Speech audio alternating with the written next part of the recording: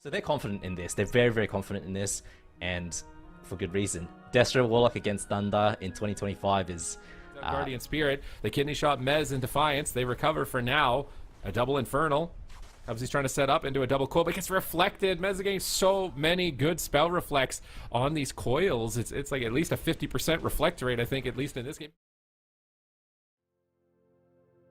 All right, so if you've been following the news recently, I'm sure you've heard that Blizzard intends to remove add-ons from PvP, or at least the add-ons that tracks cooldowns of party members and enemies. This means your kicks, offensive cooldowns, defensive cooldowns, all gone. Healing and shuffle is going to be completely turned upside down. The game is going to change. I'm going to show you something from this AWC regional finals that happened over the weekend. I'm going to show you a little bit of an interaction that is made possible by an add-on that scripts the game on our behalf, effectively removing the player's need to make an active decision.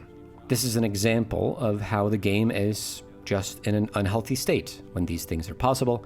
Obviously, we want the agency to rest with the player and not be automated by a script that informs us what to do. And they're going to show you the globals that are being pressed at the bottom. That's why this clip is very useful to have in the background. You'll see that the Destruction Warlock has a very scripted interaction. He wants to press Havoc, and then he wants to press Coil.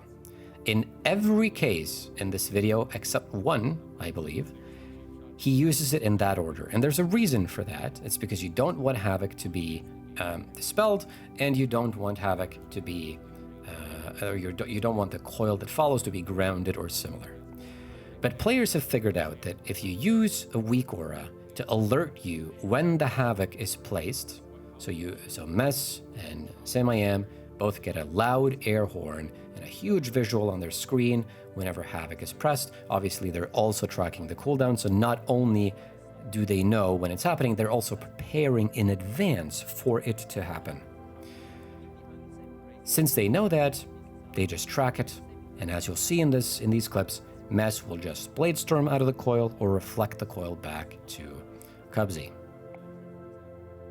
Essentially, it renders one spec almost meaningless to play at the highest level of competitive play in World of Warcraft, because what's the point of playing Destro if your main setup can be just weak aura'd and just immuned or kicked or dispelled or grounded or...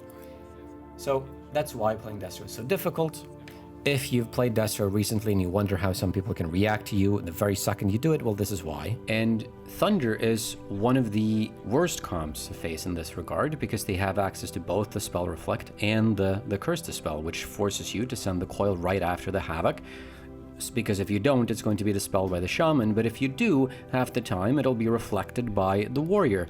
I mean, just listen to Chan talk about this. Arguably the best Warlock the game has ever seen. This is how he reacts to someone playing Destruction in competitive play in 2025. And note that it isn't necessarily Thunder making this extremely problematic, it's the way in which the add-ons interact with Thunder. This was a quick lock from Liquid, Sid. And I'm used to CD running the timer. He's just like Swapsy. He runs it to the last second so they can talk about things. So they're confident in this. They're very, very confident in this. And for good reason. Destro Warlock against Thunder in 2025 is very, very brutal to play. So Cubsy, good luck out there. But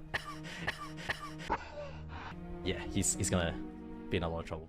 Yeah, I think that says more than I ever could. Okay, so with that behind us, let's look at some of the arguments that have been presented in relation to the big news. So there have been a lot of reactions to the upcoming changes where all of cooldown tracking is essentially gone from PvP.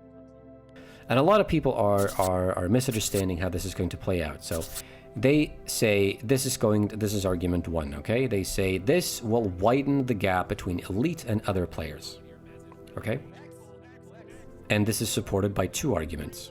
Supporting argument one is good players will intuitively track this anyway, newer players can't. Now, if you know anything about human biology, or if you just try to keep 9 numbers in your mind at the same time, all moving at different intervals, you'll immediately debunk this. Like, no human in the world can manually count the seconds of more than one ability while also doing something else. Try to do that while backflipping. You can't do it. Backline and trying to keep Cubsy stable, but he just can't at this point. Reflects. He reflects the coil, and Bladestorm's right on top of him. Mez is tearing them up. And yes, there are some instances where if you use a 2-minute cooldown simultaneously as them using a 2-minute cooldown, you can make a mental note around the estimate of when their cooldown will be back up. That's not what I'm talking about. People are claiming literally that good players, great players, will be able to intuitively know when certain cooldowns come back up, and that's just ridiculous. If you go back in World of Warcraft history, you'll immediately see that the best players in the world, many moons ago, before add-ons were a thing, would use the stopwatch in-game, manually start it, or use some kind of a macro to start it, in order to count or track one cooldown like a counterspell. Now, why on earth would these players do that if they could just do it in their heads? So let's just forget about supporting argument 1, that's clearly delusional, and then we have supporting argument 2. Newer players get more value from cooldown tracking than elite level players, and therefore this is going to be bad for the game. Now, if you think that newer players are going to get more value from tracking cooldowns than elite level players, then I don't know what you're smoking. This is very easy to debunk. Okay, when you learn a new skill, gradually as your skill progresses, you develop muscle memory and automation of the basic fundamentals of that skill. Let's say playing the piano. You know where the keys are. You just hit them, you're not thinking about it. You're reading the notes, right? Or you're looking at something else. Great pianists don't need anything. It's all automatic for them. They can think about their grocery list while playing whatever they're playing, right? This is also the way it is in WoW and with any skill. As you become increasingly better, the processes that you're executing become increasingly automated. And because they are automated, you're no longer thinking about them, and by definition, that frees up some of your mental resources. And those mental resources you can spend tracking cooldowns. And I don't just mean tracking cooldowns, I mean actively planning around the cooldowns. That's something you can do now because you are a very good player. You've spent a lot of time mastering your class and the setups and positioning, etc. You're not thinking about the game, you're thinking about the cooldown trading. Now, this is why a lot of people feel threatened by this change, namely because cooldown trading has been the way we've been playing this game for a very long time. At the highest level of play, that's just how it works. And I think that's quite clear. And it's okay to feel threatened, and it's okay to feel like it's scary that World of Warcraft might change. But there's no truth to any of these arguments. This is going to drastically lower the skill gap between the best players and everyone else, because the best players are the players who are the best at operationalizing the information that their UI provides them. Clearly. That is the most self-explanatory concept I've seen in a while. Alright, so this is why we should all be celebrating, because there's a difference between tools that help us navigate and maximize the damage of our class, such as aura trackers, and tools that just script out what our next decision should be.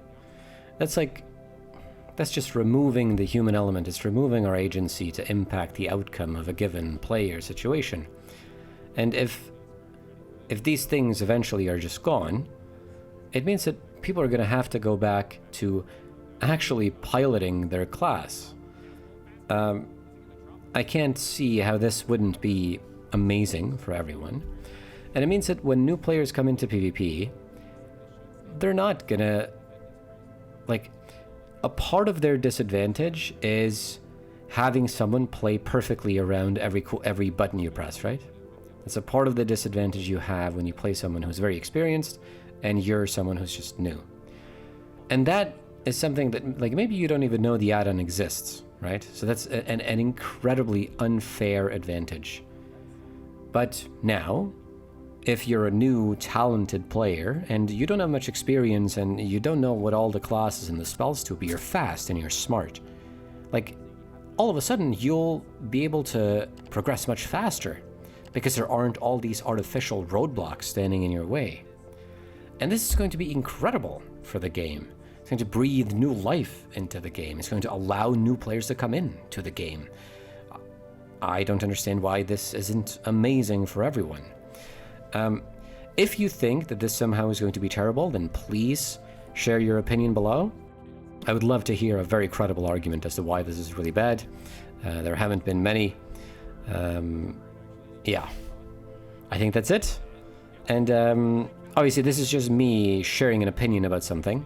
But if you think this is useful, then let me know. And if you think it's absolutely terribly boring and I should never do it again, then also let me know. So yeah, see you next time. Destro Warlock in 2025.